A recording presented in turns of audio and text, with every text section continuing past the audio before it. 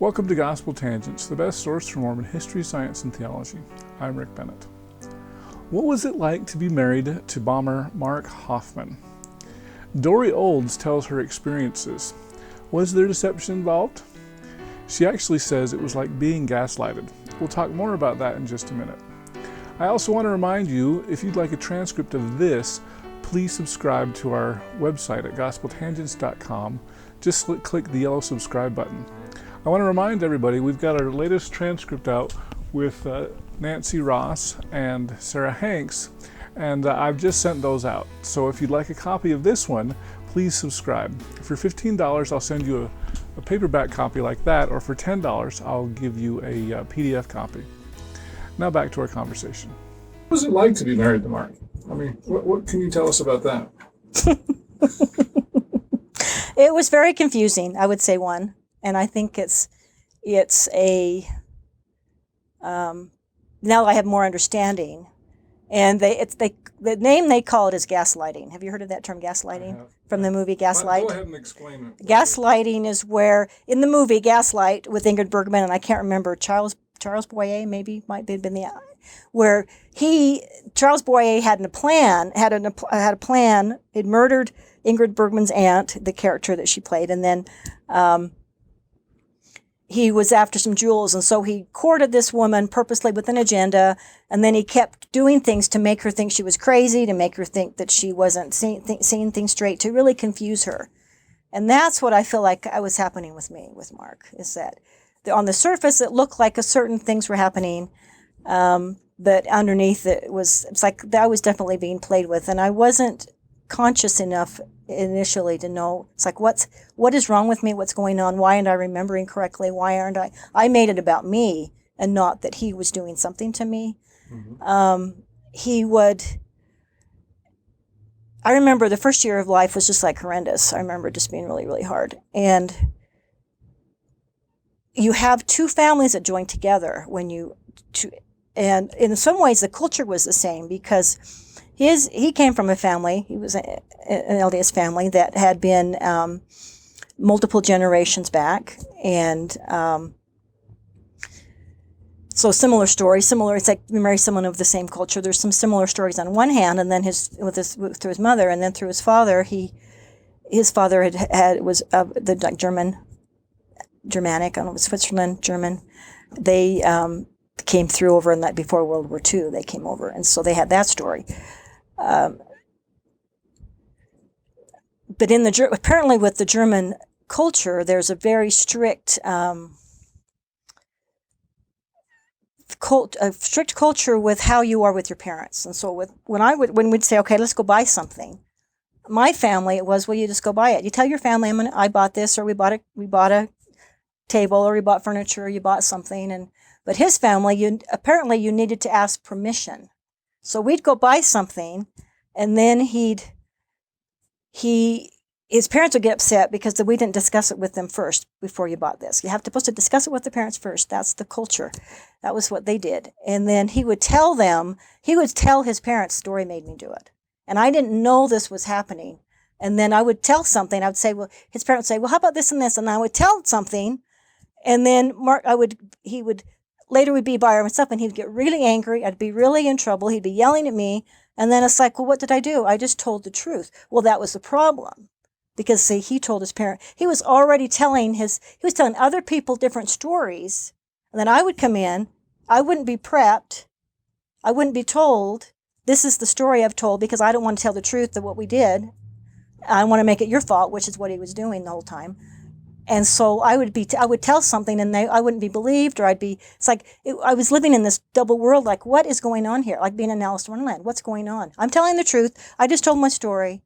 Why is it that I'm in trouble? Why is it that people are mad at me? Why is it that it's like there was this whole thing going on that it's like, what is happening? So that was, I think a year after I was married, I think I got more used to it, but not totally understanding it. It wasn't until later, it's like, no wonder I felt crazy, because I felt crazy.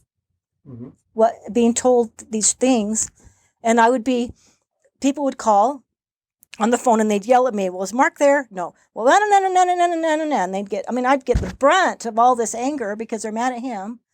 And then I'd say, well, you need to call this person because they're mad. Oh, no, they're not mad at me. They were fine. And it's like, wait a minute. They were mad with me. Why are they fine with you? Well, they weren't fine with him, but he was, see, this is that bullshit. The bullshit meter. It's like, where is that's where I am about my life. It's like, what is really going on here? Because there was so many things going on that I had to sort through, that I really had to learn to trust myself. And a lot of that early years, I didn't trust myself. So I had to just say, well, I guess I was mistaken. I guess that didn't happen. But dissing myself. So he was dissing me, his family was dissing me, and I was dissing me. And so that is the experience I had living with Mark, is that what really was going on. And we'd have, I mean, there's some, and I went to like coping mechanisms with it. And I mean, I could have, when you're in an abusive situation, people say, well, you could have left. Well, if one, you don't know exactly what's happening, and two, if you don't have yourself, you can't leave. And so, no, I couldn't really have left that. I mean, I didn't, and I wasn't totally aware. I was more in this fog of wondering what in the heck is happening all the time. What's happening? And we'd have people come over and talk about documents, and which I liked. I mean, there were things that I really liked. There were parts of that I really thought were really good. And, but I feel like in a way that, I lived a life of forgery. I remember going camping and boating with this family in the beginning when we were first dating and married, and excited about we're gonna go boating, we're gonna go camping, we're gonna do this and that. After we're married, do we go camping? No, he doesn't like camping. And it's like, well, so that dream is gone. So there's dreams that I brought in that were like crushed, because I had different ideas of what was happening. And so I had a lot of disappointments with my dreams, quote dreams, whether they were fantasies or reality or what, but feeling disappointed with what my life actually was. There was a big stress financially. And I tell you, and I'll share one story of what shows how this would happen, is sitting down and saying, okay, how much money is in the bank? We got to pay some bills. How much money is in the bank? Going through what's in the account, going through the bills we need to pay, sitting down and paying the bills, writing out the bills with the checks, sitting with him there. He's there taking with this process, then mailing them in the bank. I mean, mailing the letters. So all the bills just left. They're all gone. They're just got, and they're in the mail. And telling Mark, okay, we're going to keep this money in the bank, right? This money's in the bank. We need to keep this much in the bank. This is how much we just paid checks for. This is how much in the bank. Hour later, he gets a phone call. Somebody has something to sell or something he's got to pull money out of the bank. So all the money just gets pulled out. No thought whatsoever about what just got mailed. And of course, then all those checks bounce because the money's not in the bank. And then all the checks have a fee that's added to it. That was normal. There's constantly trying to figure out. People say, well, look how much money was coming in. It wasn't my experience of having a lot of money. It wasn't my experience. It was always, are we get covered? Are we getting our bills getting paid? What got paid? What didn't get paid? And having this dance with him in what is actually clearing the bank. Because even though we'd had that discussion, even though I said, okay, we need to keep this amount in, those are now mailed, because this happened a lot, out the money goes. And so it was constantly trying to get the bills getting paid. There was no financial security in knowing that everything is getting paid every month. It was this I don't even know how, sometimes I look back, how did we even get through that? I don't even know. Because that was very common. That's a common occurrence to have that happen. He got excited about something, and then the money goes in, and it isn't accurate, but it was my belief. So I came in with the enculturation of the priesthood, the man special. The priesthood means something, that the woman needs to do what the man says. He had the control of it's like I didn't have a say about the money. I didn't have a say about the account. I could have had that be different, again, if I'd had myself, if I didn't have all those belief systems, if I didn't have that enculturation. But that was where I was. So it was like I didn't feel like I had control. I didn't feel like I had a say. I didn't feel like I could do anything. And I think I felt powerless. And so that's where I was. I felt powerless. Yeah. Now, you had mentioned a little bit earlier about that this was kind of an abusive relationship. Was this physical or mostly mental? Mental. It was mostly mental. Mostly mental. Yeah. I don't. He wasn't. No, he wasn't physically. Okay. No. Okay. So. Most mental, emotional, I would say. But Yeah. as you look back on it now, you can see how he was constantly manipulating you and gaslighting, as he was talking about. Yeah. So. And again, if you were, it's like that doesn't happen. You have to be in a certain way to have that happen. You know, it's like I was, well, like the perfect storm. I was the perfect person because of where I was that to allow that to happen. Because if you're in a different state, then you have yourself. That doesn't, you don't let that happen. I'll put it that way. So he was deceiving you as well as deceiving everybody else. Oh yeah. And where was it that you kind of figured out and said, man, this isn't the man that I thought I married? Well, I don't know what year it was. I get confused with the years. But I had a realization probably, it was probably in the mid-'80s, not 85, before that, like between 80, like maybe around 83, 84, that I realized I wasn't happy. Okay. That I realized I wasn't happy. This wasn't working for me. I didn't really know what to do about that. And I remember talking to him about getting a divorce. Oh, really? And he just flipped out. I remember him being so upset. So mad. I'm so upset and so mad. And I was like, I want a divorce. I said, I'm not happy. This isn't working for me. And so we had a little argument. And then I remember being by myself. He was gone somewhere and I was by myself. And I remember hearing the words in my head, inside of myself, just wait, just wait, just wait. And so I had that feeling, and so I never mentioned it. And the feeling was to just wait, because that's the words I was hearing. And so I did not mention it. I never mentioned it again. We never had another fight about that. I think he thought maybe I was upset and mad and got over it, because I never talked with him about it again. But I knew inside myself, this wasn't working for me. I had to do something. But I kept hearing those words inside me, just wait, just wait, just wait. And I trusted that. And looking back, if I believe, personally, now what, if I had fought for divorce, if I had tried to have a divorce, I think that he would have taken the kids. I think he would have run somewhere. I don't think I wouldn't have seen them again. I think so. He would have done something. I wouldn't have had any money. I wouldn't have, I think that something would have happened. As it happened, I ended up waiting, and that's a whole nother story, but waiting after he went to prison, and actually waiting another year and a half. I was told, or I'm not sure exactly. I have to look at the dates, because I get mistaken sometimes with the dates. But waiting for a while, and I had a woman who came in my life. This is where I look at miracles, how many miracles we have in our lives, and walking in miracles, expecting miracles, knowing that God, Holy Ghost, Spirit, whatever, angels, whatever you want to say, are on our side. They're on our side. Because I kept hearing this, just wait, just wait. And when I actually got divorced, I had a 5-minute divorce. I went into the courthouse and told them the name and why, and they said, you don't need to tell me why. It's like, never mind. It was 5 minutes. I had a 5-minute divorce. Here's your custody of your kids. No questions asked. Bye. So it's 5 minutes.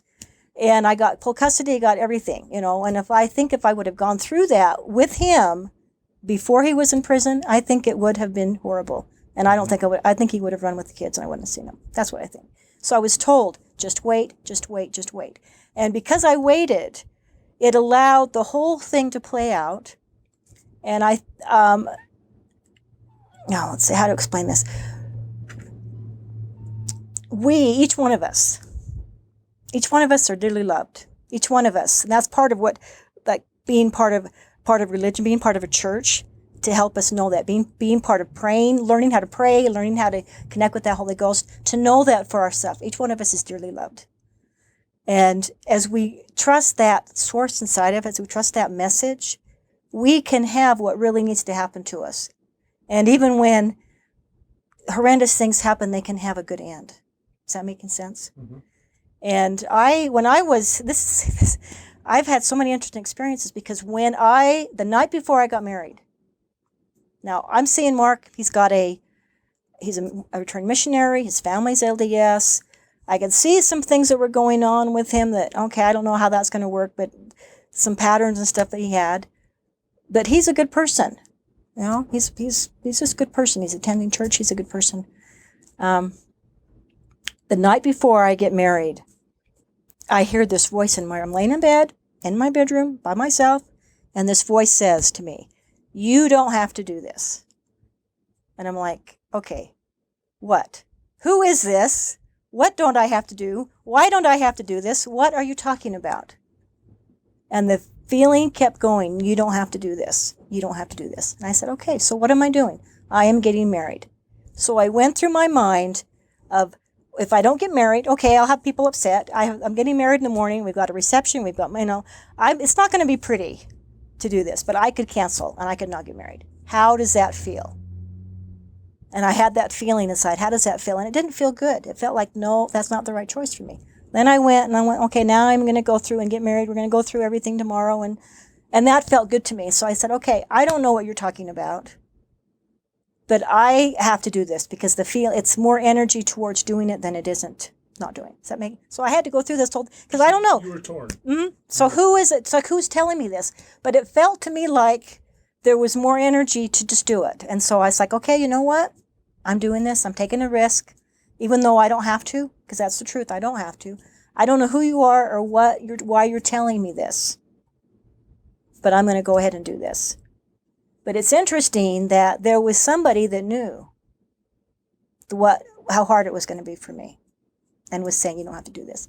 But on the other hand, my going through that, my being gaslighted, having my meters, where am I not trusting myself? Where am I trusting myself? What's really going on here?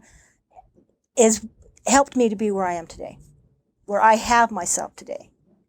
And it isn't that I don't need to do more work because that's there, but I have myself. I can trust myself now. And that process that I all went through helped me to have me. So was it a bad thing that all happened? No. Was it horrendous? Did people die? Yes. And did it affect many, many people? Each person has to go and say, how did this change my life? What did I learn? What did I learn from this? Now, my experience with Mark to this point, I don't know that he learned anything, which I'm sorry to say, but I don't know. He doesn't seem to have learned anything to me, but I have learned a lot. You know, it changed my life. Yeah, well, yeah, there's a lot of lives that got changed. You know, but for the better. I hope you enjoyed our conversation with Dorie Olds. In our next conversation, I'll ask her if she regretted marrying Mark Hofmann. No. No? No. I don't regret it. So you're... I think I made the right choice, and the energy was there for me to go through with it. I hope you enjoyed that short clip from our next interview. If you'd like to hear the entire interview uncut, please go to our patreon.com/gospeltangents and subscribe for just $5 a month.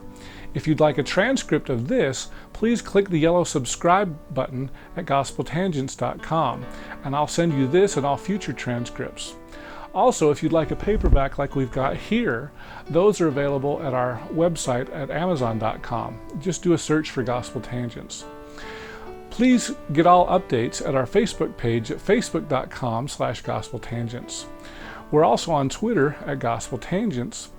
You can also get transcripts individually at our website, gospeltangents.com/shop. Finally, make sure that you subscribe on our Apple Podcast page. Just do a quick search for Gospel Tangents there and give us a 5-star review while you're at it. Thanks again for listening. Your support helps create more Mormon history classes and podcasts such as this, and so I really appreciate you listening. Please share with your friends. Click here to subscribe, here for a transcript, and over here you'll see some more of our great videos. Thanks again.